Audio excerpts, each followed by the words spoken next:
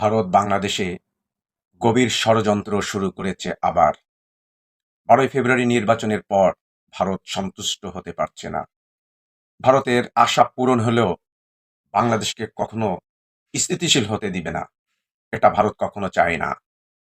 যেকোনোভাবে হোক ভারত সিকিমের মতো বাংলাদেশকে দখল করতে চায়। আপনারা ইতিমধ্যে শুনেছেন তারেক রহমানকে হত্যার চেষ্টা সহ সব ধরনের ষড়যন্ত্র করে যাচ্ছে। আর এই সুযোগটা ভারত পাচ্ছে দেশের গোয়েন্দা বাহিনী, সেনাবাহিনীর দুর্বলতার কারণে।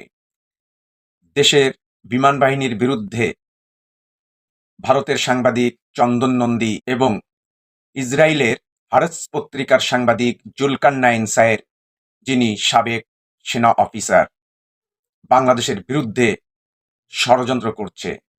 আমাদের বিমান বাহিনীর বিরুদ্ধে নতুন করে ষড়যন্ত্র শুরু করেছে।